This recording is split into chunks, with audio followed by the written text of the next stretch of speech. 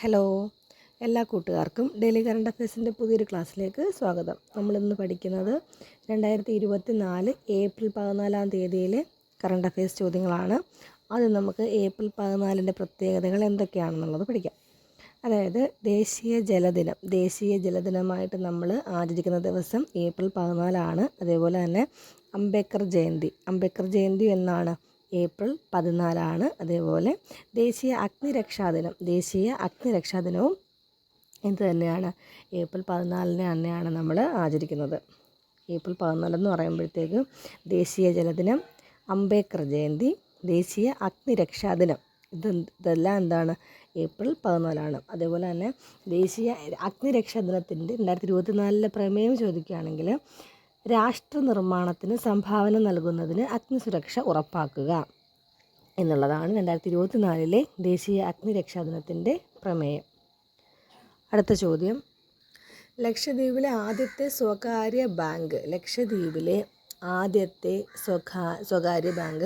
HDFC ബാങ്കാണ്. ലക്ഷദ്വീപിൽ ശാഖ ആരംഭിച്ചിരിക്കുന്ന ആദ്യത്തെ സ്വകാര്യ ബാങ്ക് HDFC ബാങ്കാണ്. അടുത്ത ചോദ്യം, വിമാനത്താവളങ്ങളിൽ നിർമ്മിത ബുദ്ധിയുടെ സഹായത്താൽ യാത്രക്കാരുടെ മുഖം തിരിച്ചറിഞ്ഞുള്ള കടലാസുരഹിത പരിശോധനാ സംവിധാനം. വിമാനത്താവളങ്ങളിൽ നിർമ്മിത ബുദ്ധിയുടെ സഹായത്താൽ യാത്രക്കാരുടെ മുഖം തിരിച്ചറിഞ്ഞുള്ള കടലാസുരഹിത പരിശോധനാ സംവിധാനമാണ് ഡിജി യാത്ര എന്ന് പറയുന്നത്. ഡിജി യാത്ര കൊച്ചി ഉൾപ്പെടെ 6 വിമാനത്താവളങ്ങളിലാണ് ഡിജി യാത്രാ സംവിധാനം ഈ മാസം മുതൽ ആരംഭിക്കാൻ പോകുന്നത്. നമ്മൾ പ്രവേശനത്തിന് ചെല്ലുമ്പോഴത്തേക്ക് ടിക്കറ്റും തിരിച്ചറിയൽ കാർഡും ഉപയോഗിച്ചിട്ടായിരിക്കും പ്രവേശനം നൽകുന്നത്. അതിന് പകരമായിട്ടാണ് ബയോമെട്രിക് സംവിധാനത്തോടു കൂടിയാണ് ഡിജി യാത്ര നടപ്പിലാക്കുന്നത്. ഇതിനായിട്ട് ഡിജി യാത്ര മൊബൈൽ ആപ്പുണ്ട്. ഡിജി യാത്ര എന്ന് പറയുന്ന ഒരു മൊബൈൽ ആപ്പ് ഡൗൺലോഡ് ചെയ്യണം.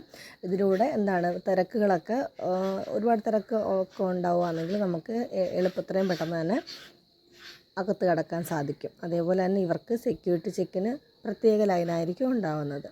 അപ്പോൾ വിമാനത്താവളങ്ങളിൽ നിർമ്മിത ബുദ്ധിയുടെ സഹായത്തോടു കൂടി യാത്രക്കാരുടെ മുഖം തിരിച്ചറിഞ്ഞുള്ള കടലാസ് രഹിത പരിശോധനാ സംവിധാനം ചോദിക്കുകയാണെങ്കിൽ അത് ഡിജി യാത്ര. അടുത്ത ചോദ്യം, അടുത്തിടെ പ്രവർത്തനം നിലച്ച കോസ്മോസ് 2221 ഏത് രാജ്യത്തിൻ്റെ ചാര ഉപഗ്രഹമാണ്? അടുത്തിടെ പ്രവർത്തനം നിലച്ച കോസ്മോസ് 2221 ഏത് രാജ്യത്തിൻ്റെ ചാര ഉപഗ്രഹമാണ് എന്ന് ചോദിച്ചാൽ റഷ്യയാണ് ഉത്തരം. റഷ്യ. അടുത്ത ചോദ്യം, ജന്മനായുള്ള ഹൃദ്രോഗം സമയബന്ധിതമായി ചികിത്സിക്കാനുള്ള ആരോഗ്യവകുപ്പിൻ്റെ പദ്ധതി. പദ്ധതിയാണ് ഹൃദ്യം. അടുത്ത ചോദ്യം, ഏത് ബഹിരാകാശ ഏജൻസിയുടെ അന്തരീക്ഷ നിരീക്ഷണ ഉപഗ്രഹമാണ് ടൈംഡ്?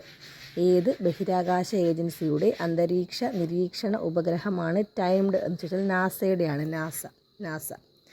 അടുത്ത ചോദ്യം, ഗാർഹിക ജോലികളിൽ ആൺകുട്ടികൾക്ക് പരിശീലനം നൽകുന്നതിന് സമഗ്ര ശിക്ഷ കോഴിക്കോട് ആരംഭിച്ച പദ്ധതി.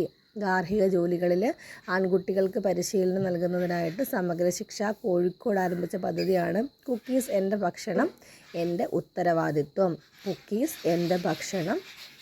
എൻ്റെ ഉത്തരവാദിത്വം. അതായത് ഏറ്റവും എളുപ്പം ചെയ്യാൻ പറ്റുന്ന പാചകങ്ങളിലൂടെ കുട്ടികളെ അതിൻ്റെ പ്രാധാന്യം എന്താണ് മനസ്സിലാക്കി കൊടുക്കുക എന്നുള്ളതാണ് കുക്കീസിലൂടെ ചെയ്യുന്നത്. അതേപോലെ തന്നെ നമ്മുടെ വീട് വൃത്തിയാക്കി വയ്ക്കുന്നതും ഉൾപ്പെടെയുള്ള പാഠങ്ങളും ഇതുവഴി കുട്ടികൾക്ക് നൽകും. ഓക്കെ. അടുത്ത ചോദ്യം, ഇന്ത്യയിലെ ആദ്യ വനിതാ ബ്രിട്ടീഷ് ഹൈക്കമ്മീഷണറായിട്ട് നിയമിതനായത് ആരാണ്? ഇന്ത്യയുടെ ആദ്യ വനിതാ ബ്രിട്ടീഷ് ഹൈക്കമ്മീഷണറായിട്ട് നിയമിതനായത് ലിൻഡി കാമറൂൺ. അടുത്ത ചോദ്യം, 2024 ഇന്ത്യൻ വനിതാ ഹോക്കി ടീമിൻ്റെ പരിശീലകനായിട്ട് നിയമിതനായത് ആരാണത്? ഹരേന്ദ്ര സിംഗ് ആണ്. 2024 ഇന്ത്യൻ വനിതാ ഹോക്കി ടീമിൻ്റെ പരിശീലകനായിട്ട് നിയമിതനായത് ഹരേന്ദ്ര സിംഗ്. അടുത്ത ചോദ്യം, 2024 ഏപ്രിലിൽ റഷ്യൻ വ്യോമാക്രമണത്തിൽ തകർന്ന ഡ്രിപ്പിൽസ്ക വൈദ്യുത നിലയം സ്ഥിതി ചെയ്യുന്ന രാജ്യം ഏതാണ്? 2024 ഏപ്രിലിൽ റഷ്യൻ വ്യോമാക്രമണത്തിൽ തകർന്ന ട്രിപ്പിൽസ്ക വൈദ്യുത നിലയം സ്ഥിതി ചെയ്യുന്ന രാജ്യം ചോദിക്കാനുള്ളത് യുക്രൈനാണ്. ഈ ട്രിപ്പിൽസ്ക എന്ന് പറയുന്നത് ഒരു താപ വൈദ്യുത നിലയമാണ്. കൽക്കരിയിൽ പ്രവർത്തിക്കുന്ന ഒരു താപ വൈദ്യുത നിലയമാണ് ട്രിപ്പിൽസ്ക എന്ന് പറയുന്നത്. അപ്പോൾ അത് 2024 ഏപ്രിൽ റഷ്യൻ വ്യോമാക്രമണത്തിൽ തകരുകയുണ്ടായിരുന്നു. ഓക്കെ, അടുത്ത ചോദ്യം.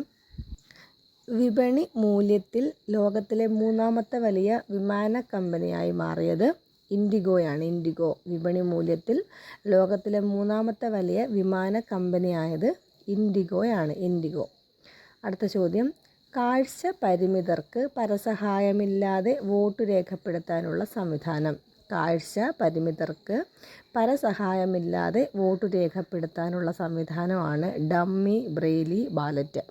Dummy Braille ballot. എന്താണ്? കാഴ്ച പരിമിതർക്ക് പരസഹായമില്ലാതെ വോട്ട് രേഖപ്പെടുത്താനുള്ള സംവിധാനമാണിത്, ഡമ്മി ബ്രെയിലി ബാലറ്റ്. ഓക്കെ, അടുത്ത ചോദ്യം.